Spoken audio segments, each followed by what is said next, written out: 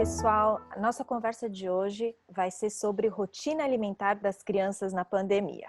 Não há dúvidas de que esse contexto acabou mexendo na rotina alimentar da maioria das famílias, principalmente no que tange a nossa relação com a comida. Não tem sido um desafio fácil para os cuidadores, para os pais, gerenciar esse momento com os filhos, com a escassez de tempo, porque na maioria das vezes a gente acabava fazendo as refeições, na maior parte das vezes, longe dos nossos filhos, e agora, não só, em muitos casos, estamos tendo que preparar as nossas próprias refeições, como também tendo que exercitar nossa criatividade, nosso jogo de cintura, para garantir uma alimentação de qualidade, não só para as crianças, mas para a família como um todo. E o desafio não é pequeno quando a gente ouve aquela famosa frase: "Eca, eu não quero esse verde". Uau! E aí, o que a gente faz nessa hora? Para conversar com a gente sobre isso e dar várias dicas de como a gente pode driblar essa situação no dia a dia, hoje a gente tem aqui duas convidadas muito queridas, a doutora Maria Fernanda Giacomin Goulart, nossa pediatra parceira do Matrecer, mãe do Gabriel, de 3 anos, e vamos ter também a nutricionista materno-infantil, Andréa Sesquim de Avelar, que é mãe da Júlia, de 14 anos, e da Fernanda, de 8 anos. Meninas, bem-vindas, tudo bem? Olá, Sayuri, tudo bem? Muito obrigada pelo convite mais uma vez. Poder participar e para bater um papo com você, tanto com você como com a Andréia, sobre rotina alimentar na pandemia. Bem-vinda, Andréia, ao canal Matrecer. Olá, obrigada pelo convite também, de ter vindo aqui falar sobre esse assunto, muito importante agora nesse momento que estamos vivendo, né? Com certeza. Meninas, a gente tem ouvido aí das colegas aí da área de saúde também, que o que a gente observa de mais impactante nesse momento da quarentena é a mudança na rotina das famílias como um todo, né? E não só na rotina alimentar, mas a rotina nos seus aspectos mais amplos. Muitas vezes a gente observa que grande parte das crianças acabam indo dormir mais tarde do que o habitual, consequentemente acabam acordando mais tarde também. E aí, Mafê, do ponto de vista de regulação hormonal, como isso impacta na saúde dessas crianças? Exatamente. Então, assim, nós sabemos que durante o sono, né, a gente tem maior produção de alguns hormônios relacionados a Tá. crescimento, desenvolvimento, relacionado à parte de queima de gordura, né, de glicose do nosso organismo.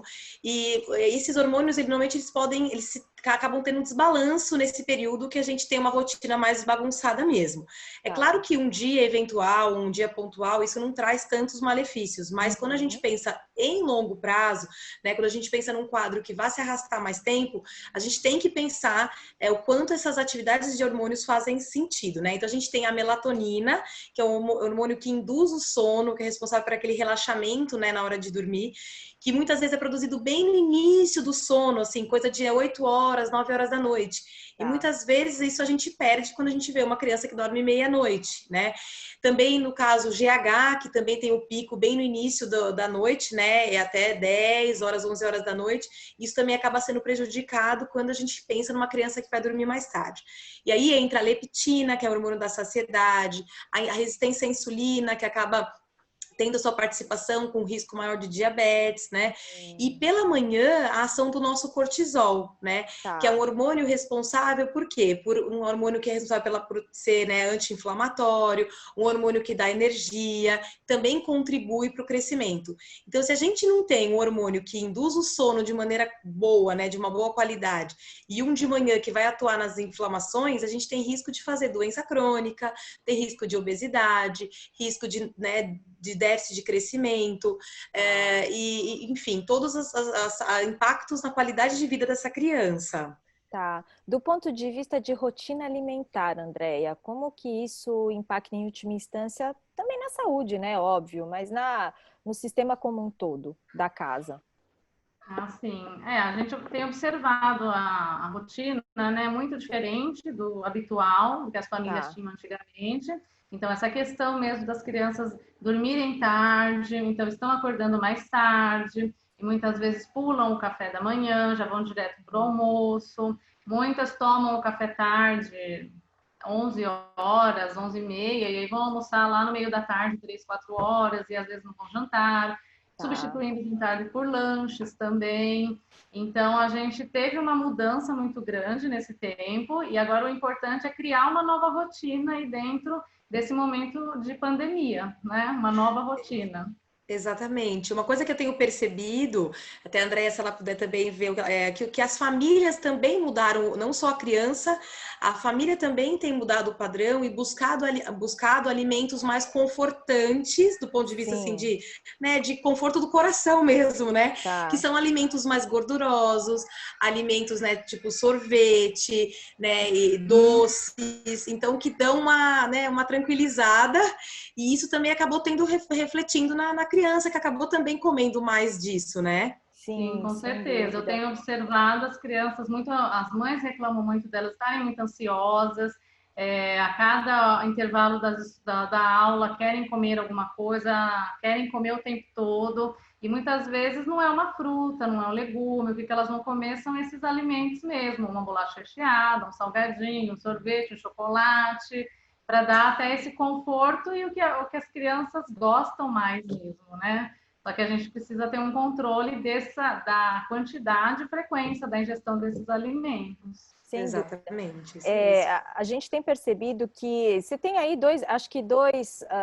dois extremos. Em alguns casos, as restrições alimentares mesmo, né, as dificuldades aí de seletividade, vamos dizer assim, e você tem aí esse outro lado de algumas crianças que acabam tendo uma ingestão maior por conta dessa ansiedade e tudo mais, né? Então, eu acho que é interessante a gente olhar para esses dois universos e tentar gerenciar isso da melhor maneira possível nesse contexto que a gente está vivendo, né?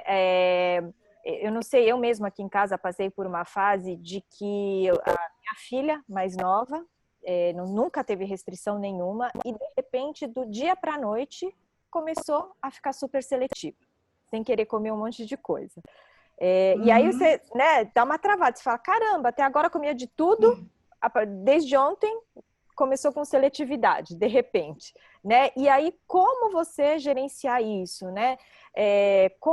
Que dicas, tanto a Mafê como pediatra, a Andréia, aí do ponto de vista mais nutricional, o que vocês recomendariam que essas situações que são muito comuns, né? Eu estou trazendo aqui um exemplo de casa, mas eu vejo muitas mães com essa mesma dificuldade, como é que a gente dribla essa situação? A criança comia bem, de repente, de um dia para o outro, isso eu não quero.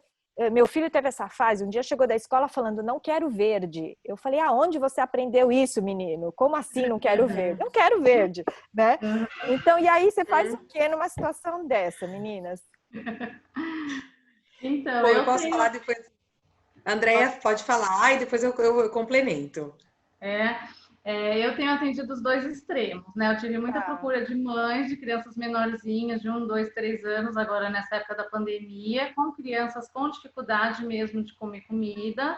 Então, muitas vezes, por conta mesmo da mudança, às vezes as crianças faziam a refeição na escola, passaram a fazer em casa, ou faziam com a avó, com a babá, e agora é com a mãe. Então, as mães começaram a sentir essa dificuldade da criança não querer comer comida. E eu tive o outro extremo das mães reclamando mesmo das crianças comerem o tempo todo e quer comer demais, e muitas têm ganhado peso e atrapalhado mesmo a questão da qualidade, né, da alimentação. Mas pode falar, Mafê. Então, na verdade, isso que tem acontecido muito, né? A gente vê, né, que as mães começaram a prestar mais atenção, então acho que talvez, né, na escola elas não viam também isso, e na escola também a criança, de certa forma, né, ela tem essa questão do modelo, da cópia, né, então ela vê uma outra coleguinha comendo, ela tem acaba também comendo, então em casa tem o papel, né, da família, que muitas vezes as crianças podem ficar um pouco mais, né, relutantes, né, e não ver exemplo, ou não ver ali um coleguinha comendo e ver que só tem isso. E uma das sugestões que eu dou, eu acho que assim, existe um momento que a criança tem mesmo isso, né, dela escolher mais o que ela quer comer. Mas eu sempre tento, né, dicas que eu tento é tentar introduzir de uma maneira lenta novamente, né, não dá para falar, né, se para a criança toda a refeição ela vai ter que comer verde agora, não, é tentar, de certa forma, mostrar para ela que ela pode, não precisa comer 10 frutas, que ela possa comer uma pelo menos, e aí você vai devagarzinho, introduzindo lentamente, novamente, esses novos alimentos saudáveis. saudáveis, né? E aí mostrando para ela que, e principalmente tentando facilitar, às vezes a gente quer que a criança, eu sei que é ótimo, né? A criança ir lá e pegar uma banana, né?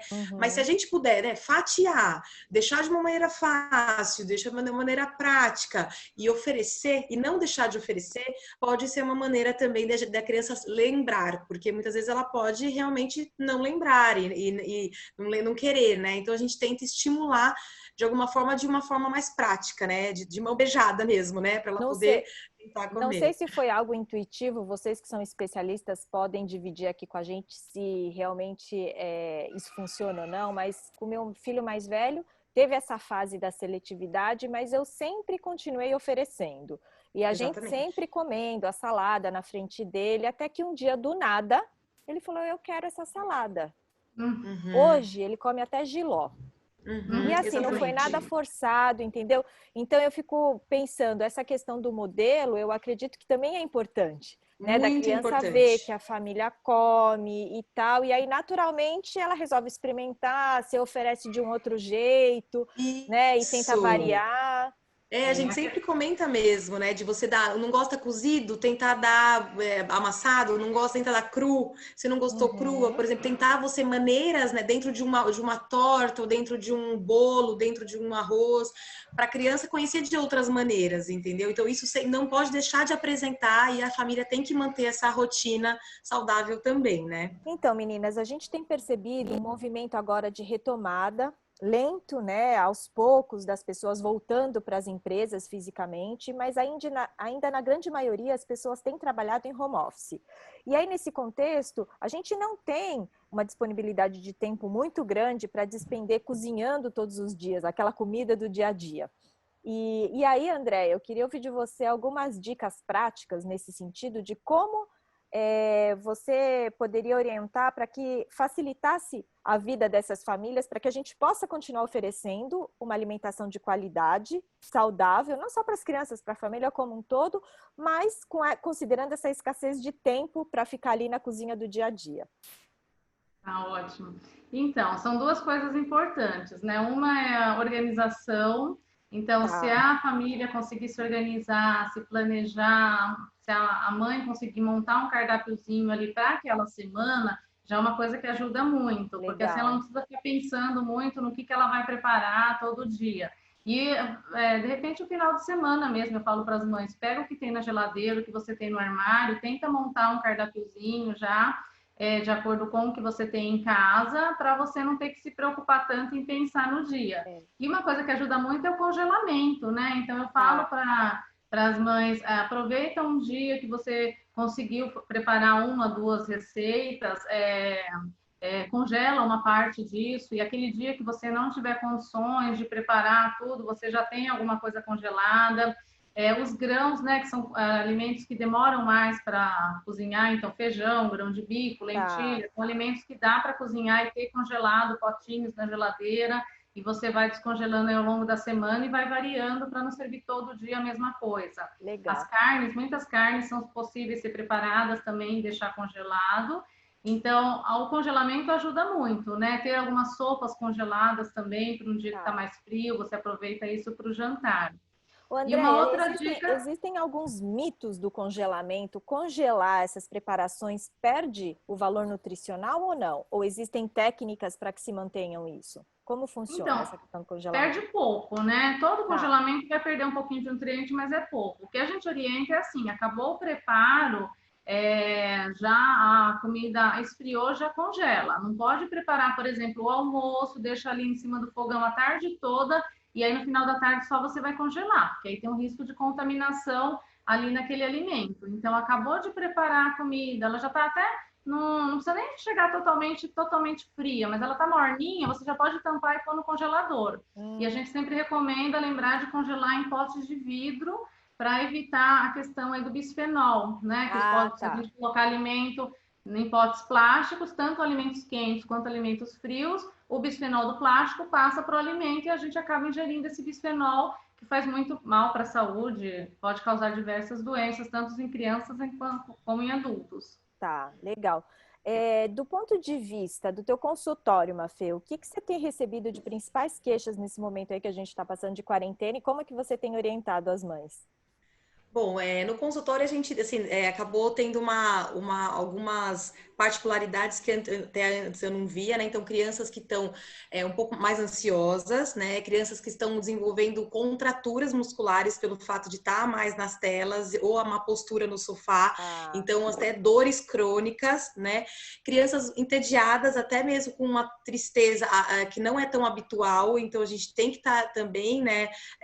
Falando a questão alimentar, mas dentro de pensando na questão da depressão e na tristeza dessa criança, né, que está entediada, e isso ela vai acabar jogando também na comida, né, e também a própria obesidade, né, então são situações em que uma coisa vai levando a outra, né, então ela é mais triste, ela vai querer alimentos confortantes e consequentemente ela vai ganhar peso e consequentemente ela vai ficar vendo uma tela ou um celular, porque é a condição que a gente tem hoje dentro de casa.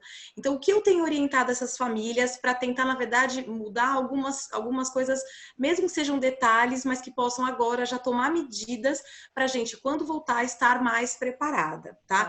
Então, eu sempre falo para tentar dormir pelo menos assim, nem que seja 10 minutos mais cedo por dia. Tá? Então eu sempre falo que são mudanças pequenas, mas que dormia 11 horas, é 10h50, 10h40, e aí para você ir lentamente fazendo o sistema biológico da criança começar a voltar ao normal. E consequentemente de manhã também, acordar um pouquinho mais cedo, 10 minutos por dia. E aí você consegue fazer esse balanço e a criança dormir melhor, né? Sempre eu falo para conversar com a criança sobre a situação, que a gente sabe que vai se estender, né? Então sempre orientar, principalmente na questão da guloseima, de definir se for para comer, que não dá para você cortar totalmente, mas definir o que ela mais gosta e no dia que ela vai definir esse dia. Então eu falo para os pais, olha, não é para cortar o doce totalmente, é difícil, né? Eu vejo que é muito difícil algumas crianças, porque isso vai fazer ela ficar mais triste ainda diante da situação e vai pedir, chorar. Tem criança que chora, né, para os pais por causa de doce, então isso é uma coisa complicada. Então definir, vai ser no sábado, vai ser na terça, o que você mais gosta? Sorvete? Então a gente vai comer sorvete na terça-feira. E isso para a criança já se preparar e ter uma previsibilidade do que vai acontecer com ela nesse dia, né? E ela acabar ficando mais tranquila. E outras coisas que eu tenho orientado também, que eu acho que também faz parte desse quadro, é a criança fazer o quê? Algum movimento, né? Que eu digo assim, alguma gincana, ou algum tipo de atividade em casa de alongamento, até mesmo alguns videogames que tem essa parte da criança jogar tênis, a criança jogar bola, né? Fazer o basquete, que ela joga com a própria tela mesmo né, da televisão, que ela se movimente, ela tem algumas atividades que a criança sai suando até, né? Sim. Então, ela tentar fazer dessas atividades em casa algum momento que ela trabalhe o corpo dela, se mexa um pouco, assim, né? E aí ela pode ter um momento também do celular, né? Então são algumas dicas que eu tento dar agora, um pouco mais adaptadas, né? Mas que ela possa no dia a dia melhorar alguns pontos e tirar esse peso, né? Da gente, né? Que a gente está agora, que é um peso muito grande que todos nós estamos carregando mesmo, Sem né? dúvida, sem Aí eu dúvida. posso dar uma dica agora? Claro, eu ia endereçar para você, do ponto de vista prático, nutricional do dia a dia, como administrar essa ansiedade das crianças. Só a questão da atividade física, uma orientação que eu tenho dado para as crianças, né, que moram em apartamento, hoje grande parte dos pacientes que eu atendo moram em apartamento, eu tenho orientado a descer e subir escada, que é uma coisa fácil, dá para fazer. Então eu pergunto, você mora em qual andar? Eu moro no 8º. Então desce no elevador, desce 3 andares, depois você sobe 3 andares. No dia seguinte você desce 4. Vai tentando aumentar a quantidade de andares, e aí até ver onde você consegue. E algumas crianças, adolescentes mesmo, que às vezes a sala de ginástica às vezes não está aberta, não é todo prédio que tem pessoas que não têm esse acesso, então subir dessa escada para quem mora em apartamento é uma coisa que tem funcionado bem. Legal. E para quem mora em casa, tem um quintal, eu tenho orientado também pular corda, além desses jogos todos que a Mafê orientou, dançar, né? São algumas atividades que eu tenho colocado aqui no dia a dia para as crianças fazerem. E vocês sabem que às vezes a gente tem esse preconceito de falar, tá dentro do apartamento, dentro de casa, não dá para fazer exercício. A escola do meu filho tem proporcionado algumas aulas de educação física virtual. E, por incrível que pareça, são atividades básicas de circuitinho que você monta em casa com corda, de pular de um pé só e de jogar bola tipo boliche e tal, que a princípio você acha que não movimenta, mas o Gabriel acaba a aula transpirando. Exatamente. Então, são ótimo, coisas né? assim Importante. que a gente pode fazer no dia a dia, com uma bola de papel até, com uma corda, né? Enfim, acho que exercitar nossa criatividade Exatamente. para E deixar isso proporcionar, né? E deixar isso como uma coisa assim, uma atividade para fazer com a criança. Então, os pais, eu sei, a gente sabe que não é fácil, tem home office, tem que preparar comida, tem que dar, né, cuidar das crianças, não tá fácil para a dinâmica familiar. Mas tentar, dentro desse momento, pelo menos uns 15 minutos, 20 minutos, para a criança movimentar e destinar esse tempo para ela, né? Para ela também, né, queimar, gastar energia, né? E ela também se sentir melhor, liberar toda a parte hormonal que libera durante a atividade física, para ela dormir melhor, e aí, consequentemente, ela vai comer, ela, né, acaba diminuindo essa ansiedade por alimentos, né? Então, tudo isso está vinculado. Legal. Meninas, super obrigada pela conversa, pelas dicas. Acho que são dicas práticas de dia a dia que a gente pôde compartilhar aqui com o pessoal que está nos assistindo. Espero que as pessoas possam testar e experimentar aí dentro dos seus lares e possa ajudar a gente a superar esse momento atípico que a gente está passando. Obrigada mais uma vez, Mafê, Andréia, pela presença. Prazer. Queria compartilhar aqui que a gente sabe que os famosos verdinhos, como eu disse, são uma das grandes queixas de seletividade da maioria das mães, e por isso a Andréia disponibilizou para a gente um vídeo que ela vai dar dicas de receitas, de preparos e de variações com legumes e verduras, para que a gente possa oferecer isso de uma maneira diferente para as crianças e quem sabe assim eles vão experimentando essas coisas novas. Então, pessoal que está nos assistindo, a Andréia tem um vídeo aí para vocês com dicas super práticas dessas receitinhas. Eu já testei várias delas aqui na minha casa, super funcionou, a Sara adorou, já superei muito bom. essa barreira, viu? Então, espero que vocês acessem esse vídeo no nosso canal também. Obrigada mais uma vez. Obrigada, até mais. Muito obrigada. Tchau, André. Muito Pessoal, obrigada. espero que vocês tenham gostado, que aproveitem as dicas. Espero vocês para a nossa próxima conversa. Um beijo e até lá.